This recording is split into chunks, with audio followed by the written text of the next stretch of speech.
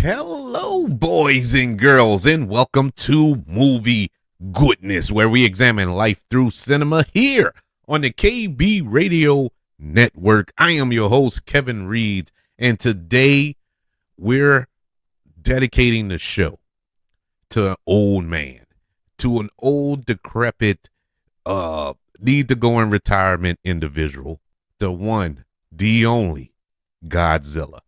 And the reason we're talking Godzilla today, the reason this show is dedicated solely on Godzilla.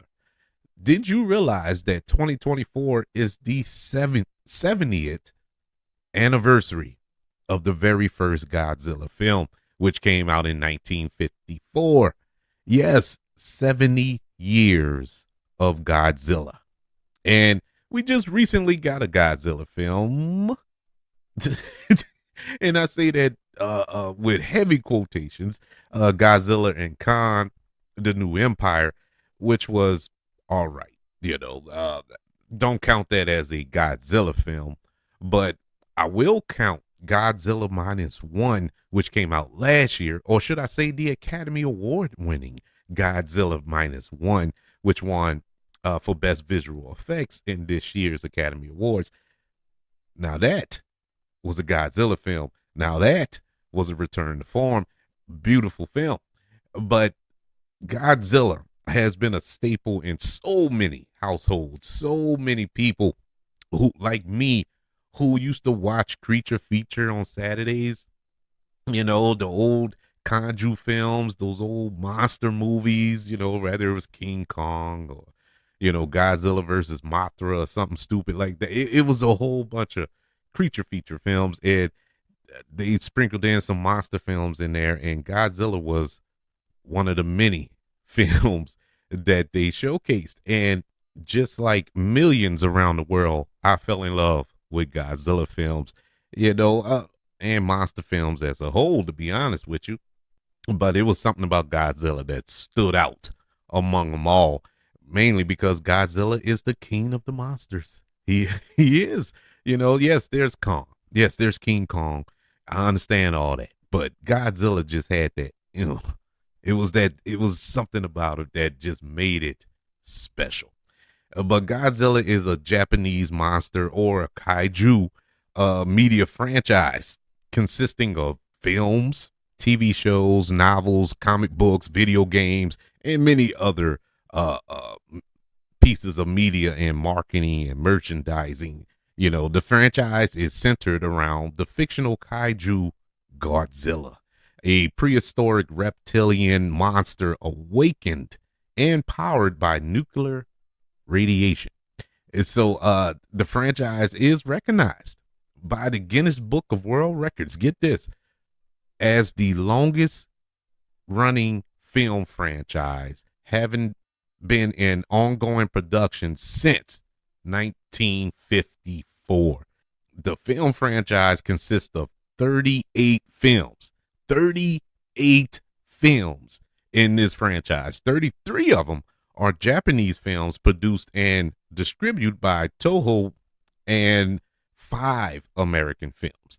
The first of which was produced by TriStar Pictures, that I think they came out in 96, 97, somewhere up in there.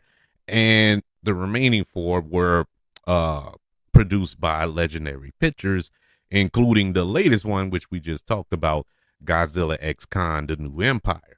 The original film, Godzilla, was directed by and co-written by Ishio Honda and released by Toho in 1954. It became an influential classic of the genre. It featured political and social undertones relevant to Japan at that time. Let's do a little history on Godzilla. See, the Godzilla film series is broken into several different eras. The first, second, and fourth eras reflect to the Japanese emperor. The third era is called the Millennium Era, as the emperor is the same, but these films are considered to have a different style and storyline than the other eras that we mentioned earlier. Over the series history, the films have reflected the social and political climate in Japan. In the original film, Godzilla was the symbol or the manifestation of the atomic bomb, you know, and the consequences that such weapons will have on planet Earth. So Godzilla was never meant to be just a smashy, stomp monster movie. You know, it actually had messaging behind it, and that was a very strong message, especially in Japan. You know, who were affected by these massive bombs that America dropped on them during World War II. And so, even though Godzilla is the most celebrated, the most loved of all the monster films, he wasn't the first. He wasn't the first to do that, and wasn't the first to have a political message about what took place in Japan in the 50s. Now, Toho was inspired to make the original Godzilla film after the critical success of the 1952 re release of King Kong and the success of the Beast from 20,000 Phantoms in 1953. This is the first live action film to feature a giant monster awakening following an atomic bomb detonation. The success of the Godzilla franchise itself would go on to inspire other giant monster films worldwide. The popularity of the films has led to the franchise expanding to other medias. You know, there were also television show. There was a cartoon. There was a cartoon that came out in the 90s, I think it was, or late 80s. I can't remember. I barely watched it for reasons. Music, literature, video games, all type. Every form of media, Godzilla has touched it. Godzilla has become one of the most recognizable symbols in Japanese pop culture worldwide and remains a well known facet of Japanese cinema and was one of the first examples of the popular kaiju subgenre in Japanese entertainment. The tone and themes vary depending on which film you watch. Several of the films have political themes, others have dark tones, complex internal mythology, or are simple action films featuring aliens and other monsters. You know, you remember Godzilla versus Space Godzilla? Godzilla versus I don't know. There was Son of Godzilla. There was it was just a whole bunch of silly ones. All monsters attack. It was a whole bunch of them that came out, and they would just it just got sillier and sillier. It was almost like this was the precursor to the Fast and the Furious franchise. How it just got sillier every one, and every one they made, and that's how Godzilla was. But you loved it for what it was. Um, while others had simpler themes, I guess you could say suitable for children, like I mentioned before, you know, Son of Godzilla and stuff like that. Godzilla roles vary from purely a destructive force to actually being an ally to humans or the protector of Japanese values and a hero to the children. You know, it just kept going on. It this is why I always say Hollywood is nothing new in Hollywood. They always do things, you know, it's not plagiarism. It's more that it's nothing really original. You remember when Terminator came out, right? In 1984. Terminator came out.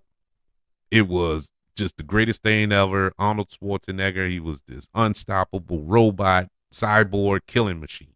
And so when T2 came out and he was the hero, it was kind of a shock. But, you know, it's we've seen this before, you know.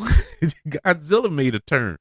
Godzilla went from destroying Japan to being the hero of Japan in various sequels after that initial film. Speaking of the Fast and the Furious franchise, you realize how every villain in the Fast and the Furious franchise turns out to be a hero later on. They join Vin Diesel's team. They become family. you know, later on down the line, even though they were just trying to kill him 2 days or two films earlier. It's that type of stuff. It just that's Hollywood. You just deal with it. But the name Godzilla is a romanization of the original Japanese name Gojira, which is a combination of two Japanese words, Gotra, meaning gorilla, and Kajira, meaning whale. And I think I said those names right. I hope I did. But you get the point. The word alludes to the size and power and ability to swim underwater or even live underwater. As developed by Toho, the monster is an offshoot of a combination of radioactivity and ancient dinosaur like creatures, indestructible and possessing superpowers. Because Godzilla can shoot laser beams out his mouth, so there's that as well. Touching in on these forms of media that I keep hinting at, television.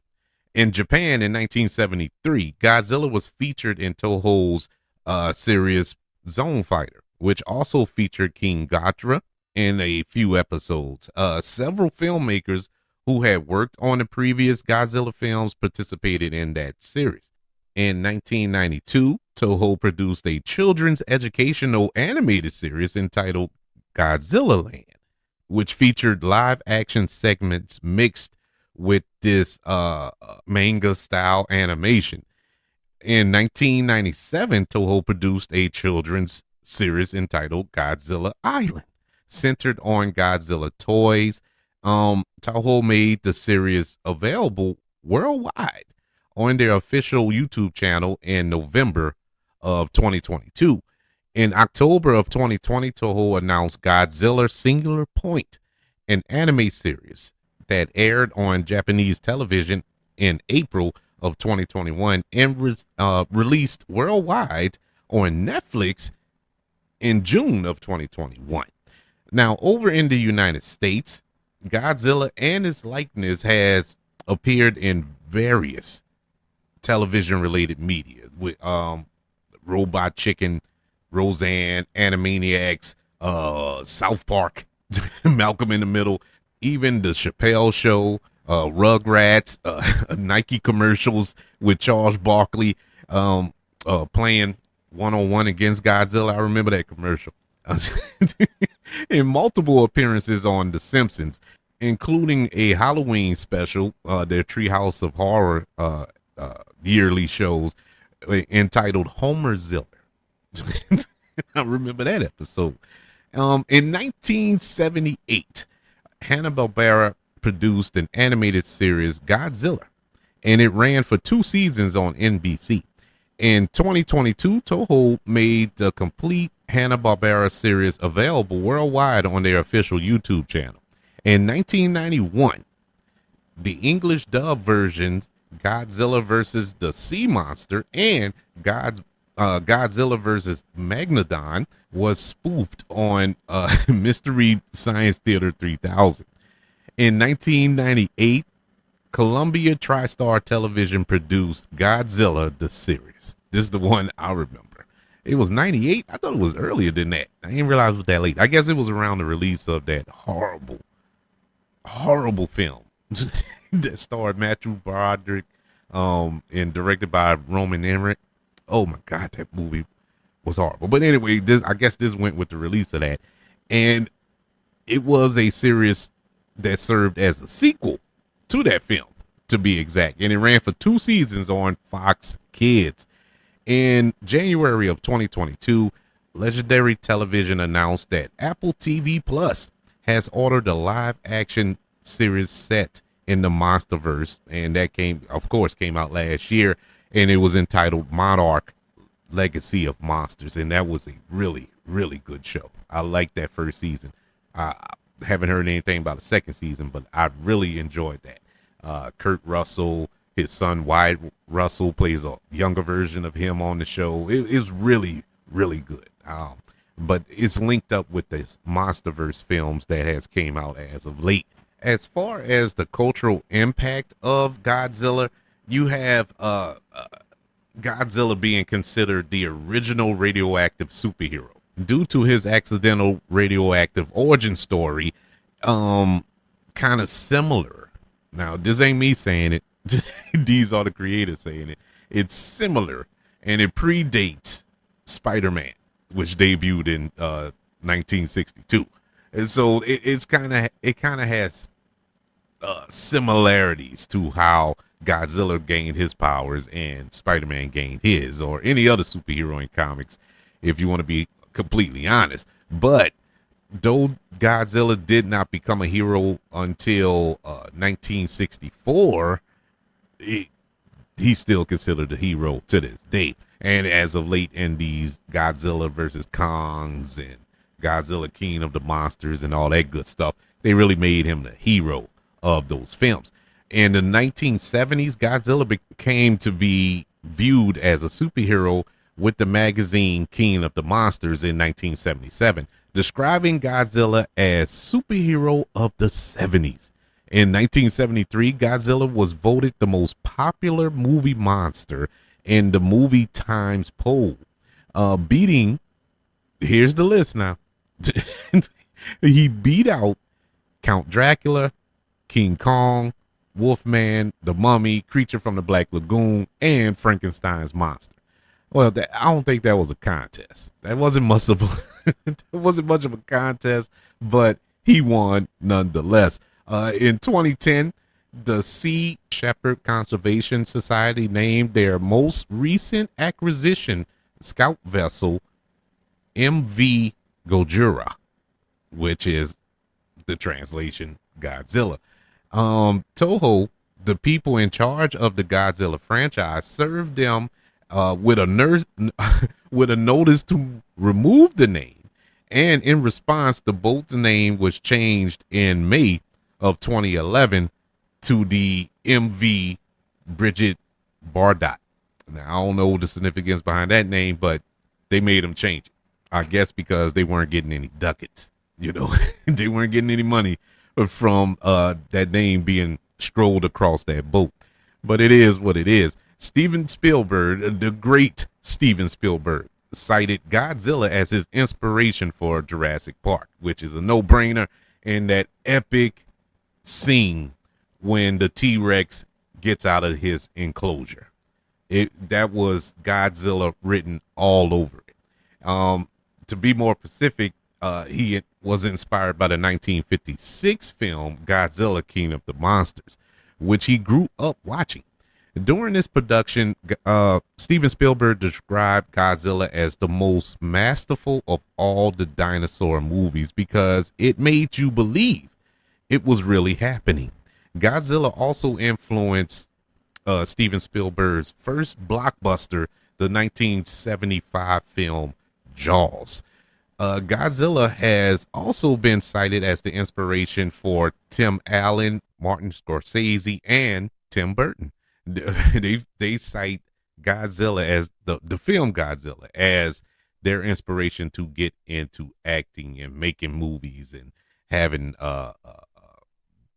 the careers that they have. And I think that's interesting, man. That is very interesting, especially coming from somebody. I can see Tim Burton, but Martin Scorsese, because he never did a big movie like that, a monster movie, a special effects heavy movie. He had special effects in his films, but I mean, a blockbuster type film. But nonetheless, you don't know where your inspiration would come from or what's inspiring a lot of our artists out there in the world. But it is a interesting lens to look through for that, for the inspiration for those individuals. Of course, when we talk about Godzilla -1 and how it won for best visual effects, it was probably one of the best visually stunning monster movies I've ever seen in my life. And it is a far cry from from watching a man in a rubber suit, which is what Godzilla was. The original movies, him stomping around. It is such a far cry, but it's something about those films. You can still watch them today and still find joy and happiness and uh, uh, relevancy in those films, even though you know that's a man in a suit, you know. But the movies are so campy, and they're meant to be that. They weren't trying to be more than what they were. And yeah, you can link it to budget restraints to why they had to have a man in a rubber suit. We didn't have CGI. Industrial light and magic wasn't around 70 years ago. And so this is what you had. And this is they did the best they could with it, but it still holds up. Those old films still hold up, and it's still a joy to watch. So, like I said, there are 38 Godzilla films, and I'm not going to torture you all and go through all 38 and rate them and review them all. So, what I decided to do is do my top 5. I'm just going to do 5. My top 5 Godzilla films. And this was tough. This was hard. This is why I decided just to do 5, because it was so tough to put this list together just with 5. And I'm still internally arguing with this 5. These are my 5 favorites, but it's more of an internal struggle with the order. But I am happy with this. I've settled on this. It took me 2 days to kind of really settle in on this particular order, and I feel comfortable with it. But I'm scared that after I release this episode, I'm going to listen to it and think back like, no, I should have put that at 3, or I should have moved that to 1. I'm scared of that. But as it stands right now, this is the 5, and we're going to start with number 5 of my top 5 best Godzilla films. At number 5, we have the 1962 film King Kong versus Godzilla. This was the first kind of cinematic crossover film that I witnessed growing up. How cool would it be if King Kong fought Godzilla? Now, granted, this film came out 15 years or almost 20 years before I was even thought of. But, the order I seen them in, I didn't get to see it. So I had to wait to see it. And I saw it in the, mid 80s maybe. And I always wanted to see those two clash, clash on screen, until I think it was either my dad or my brother who told me, oh, there's a movie. They fought. I'm like, really? And that's how I end up watching this version of Godzilla. Yes, King Kong versus Godzilla. This is before Godzilla versus Kong, which we got a few years ago, a couple of years ago to be exact. But this is not only the first time these two kaijus or titans linked up or went at each other, but this is also the first time in a Godzilla film that it was shot in color. This is the first one. It's the third entry into this franchise, and it holds the moniker of "It's so bad, it's good." It's one, it's one of those, and it is not, you know, it as I described this film series earlier, it's cheesy and campy, and it has corny humor. It has all that, but that's what you watch it for. In my review of Godzilla X Con, the New Empire, which came out a couple of weeks ago, I stated that, look, it wasn't a good movie, but if you're going to see monsters fighting and stomping around and all that, you'll be happy. You'll be happy, and that's all I wanted to see. I just wanted to see King Kong and Godzilla go at it, and they did. And around that time, it was a joy to watch, and I loved every second of it when we did get it. It wasn't a lot of it, but it was good enough for me, and it still has a lasting impact on me to this day, to the point when we got the 2021 film, I was all in, because I'm like, all right, we have updated special effects. There's so much more they can do with it, not to replace the original film from 1962, but to kind of add on to the lore. King Kong versus Godzilla from 1962 comes in at number 5. And since we were squawking about about the 2021 film Godzilla versus King Kong, or Godzilla versus Kong to be more accurate. It comes in at number 4. I'm actually shocked in a way that is this high. I'm actually surprised by that. But after thinking about it and rewatching it a couple of weeks ago in preparation for the new Godzilla and Kong film, I was pleasantly surprised by that film. More so than when I first saw it. When I first saw it, I enjoyed it. But it was something about watching it this go around. I was just all in on it, man. It had a sense of joy and wonder to it, that kind of revitalized the franchise. And think about it. This movie during the pandemic, during the pandemic, made monster, no pun intended, numbers. It made millions at the box office. And this is including not only a pandemic where people weren't really returning to the theaters at that time, it was released on HBO Max at the same time. So you didn't even have to go to the theater to watch it. You could have watched it at home. But people chose to go to the theater to go see it, because a movie like this needs to be seen on the big screen, man. I mean, come on. Two giant monsters going at it. It was beautiful. And I went to go see it in the theater, and I was not disappointed by it. But it was a very good movie, including the human character. Even the human characters, which I normally despise in these movies, I enjoyed them in this film. So Godzilla versus Kong from 2021 comes in at number 4 on my top 5 list of Godzilla films. Coming in at number 3 is another oldie. This was released in 1964, and it is none other than Mothra versus Godzilla. And this film is in a class within itself.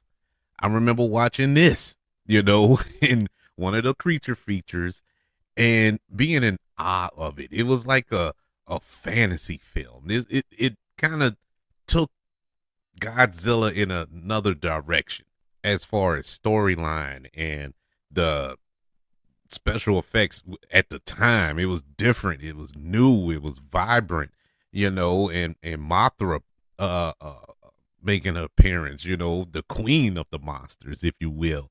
It was something different, something new and exciting, other than him fighting, Mega Godzilla and all these other crazy things, Destroyer and all these other monsters and kaijus that pop up.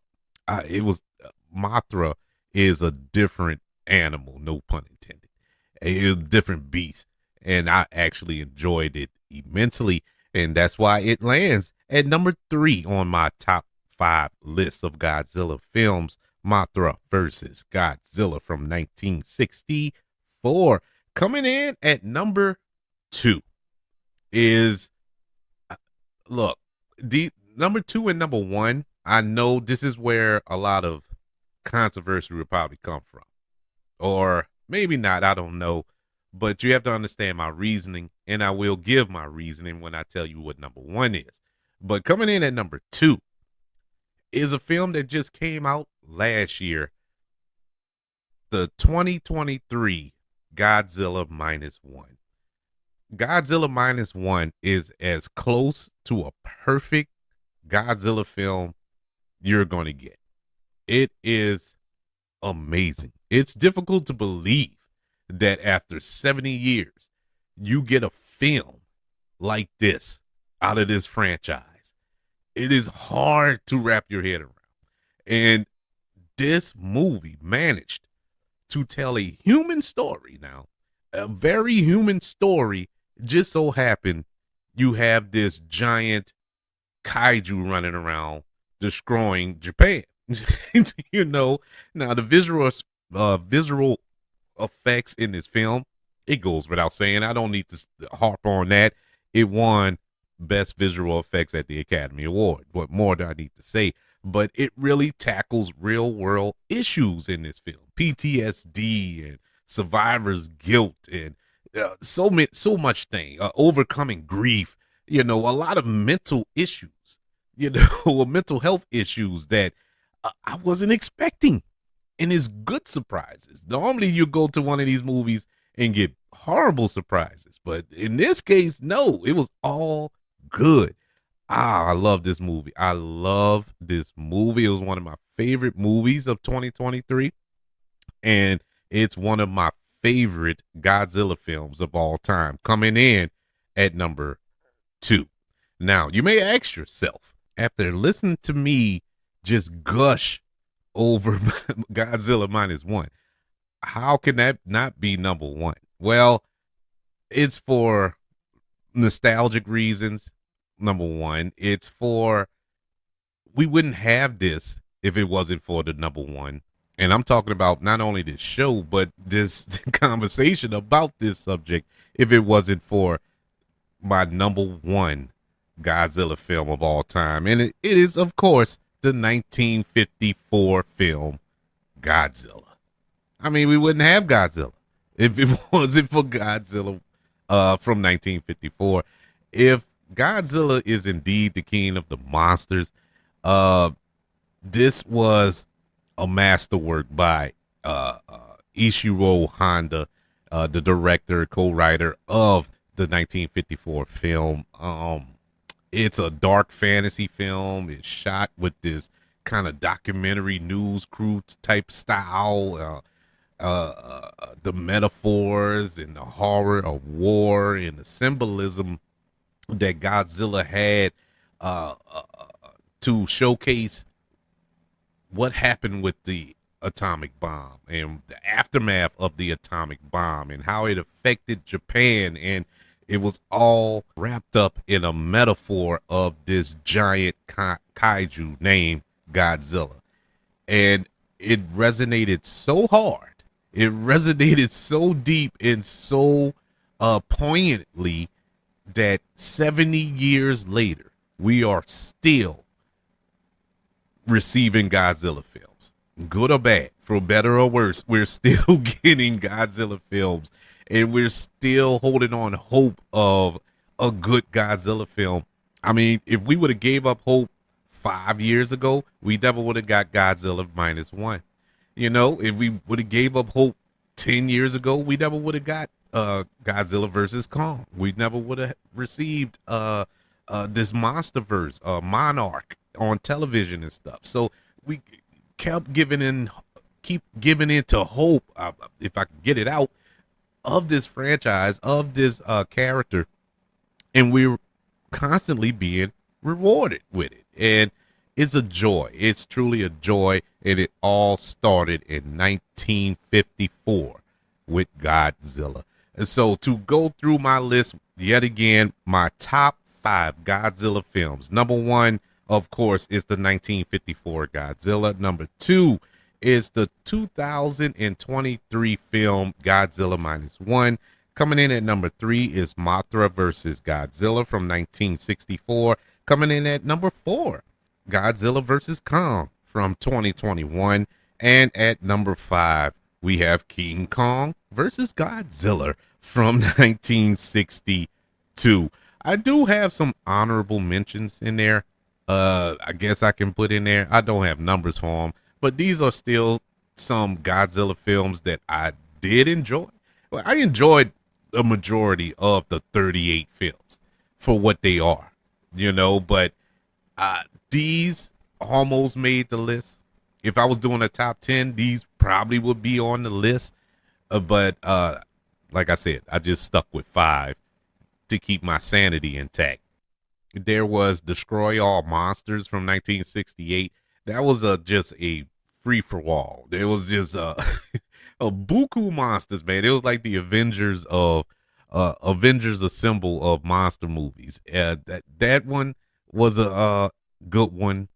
Godzilla King of the Monsters from 2019 was also a good one. I wanted to like that movie more, but it just, I don't know. It just didn't quite get there, even though I did enjoy it, but it just couldn't crack into the top five.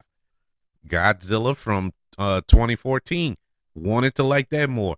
It had all the elements. It had everything there for it, It just didn't work. One, you barely saw Godzilla in the movie.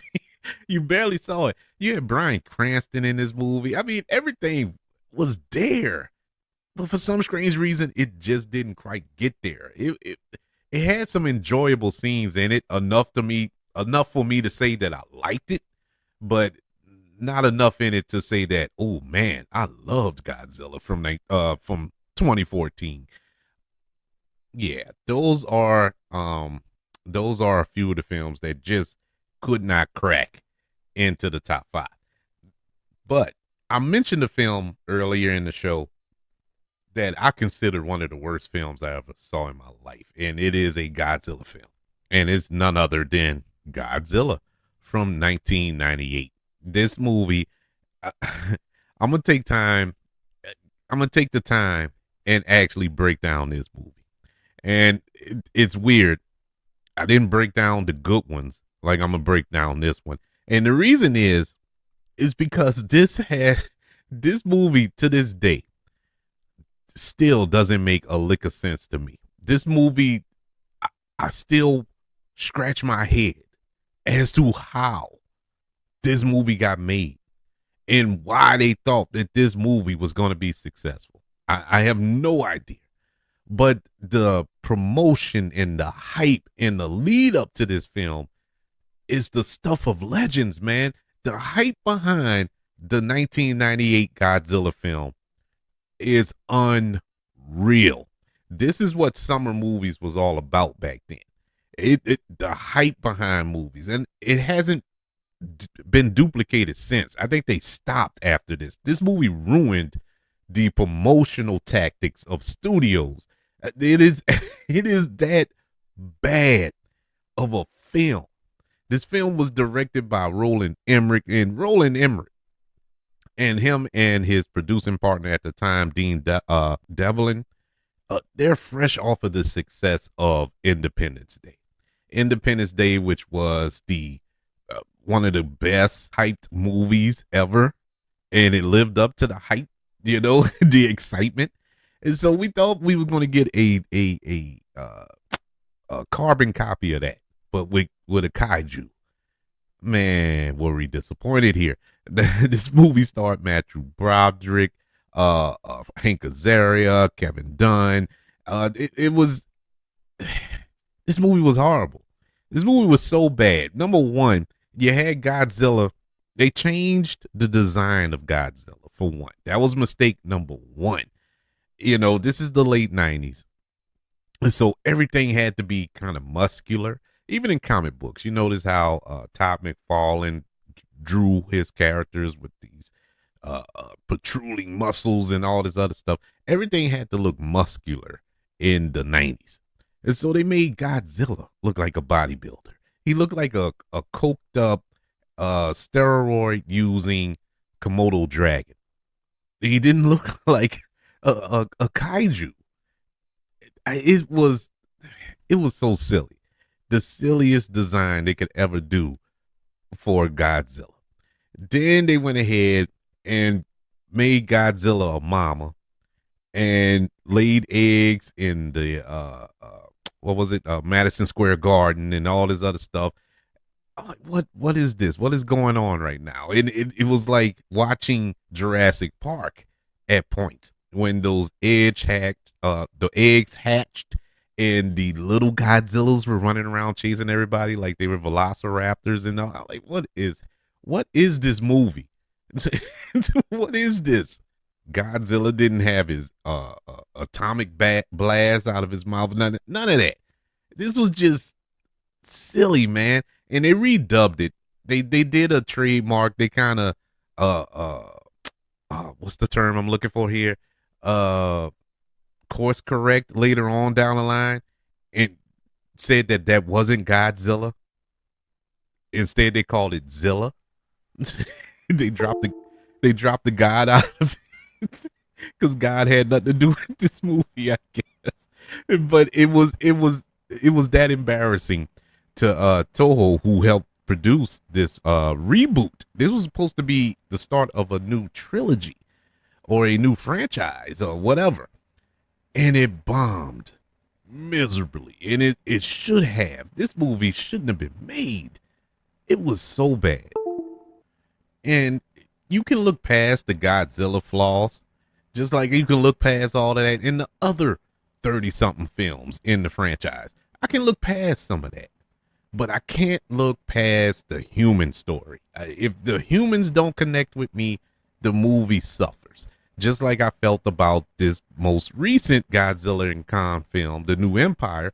I didn't connect with the human characters. That's why the movie suffered, and but it wasn't as bad as this. This movie had zero heart. The characters weren't compelling. Nobody you can really cheer for or get behind. It was none of that. None of that. And they took a lot of time with the human characters to develop, but they didn't. It just didn't work at all. And it hurt me then because I had a lot of high hopes for that. And this was like the first Godzilla film that I would get to go see in the theater, I never got to experience going to see Godzilla films in the theater. The majority of them came out before I was even born. And so this was my first time being able to go see Godzilla on a big screen, and that's it. It was trash. Godzilla from 1998 gets a letter grade of a D minus. I want to give it an F, but there were some elements in it that were entertaining, like when Godzilla first arrived in New York, and the special effects for the time were pretty good. But other than that, this movie was bad, man. This was not a good movie at all. But it didn't deter me from Godzilla the character, Godzilla the franchise, because the very next one that came out about 10 years later or whatever, I was right there for it. Super excited. These MonsterVerse films, I'm there for each and every one of them. Super excited. I love this franchise. I love this genre. And man, I cannot wait for more. But yes, 70 years of Godzilla. 70 years. Wow. The old man looks good for his age, man. Still getting around. I guess it's all that radiation. But what is your favorite Godzilla film? Are you a Godzilla fan? Did you grow up watching all these films, and are you still going to see them? Did you go see the recent Godzilla X Con, the New Empire, and all this here? I would love to know what's your top 5 out of the 38 films in this franchise. 38 and still going strong. Email the show, kbradiopodcast@gmail.com. You can also look up the show on all social media platforms. Just search for the KB Radio Network. Also, subscribe and like this video on YouTube. Just look for the KB Radio Network channel. Also, don't forget about the 5 stars, the reviews, and sharing this show. If you're listening on Apple Podcasts, Spotify, iHeartRadio, wherever you are currently listening to movie goodness here on the KB Radio Network. Everybody, thank you for joining me as we celebrate 70 years of Godzilla. Can't wait to speak to you on the next 70 years for the 140th year of Godzilla. If I'm around by then, I don't know, man. I would say put me out my misery, but don't do that. I'm just let me ride off into the sunset my way. In any event, I want you all to know that I love you. Continue to love everyone. And until we speak again, you all be blessed.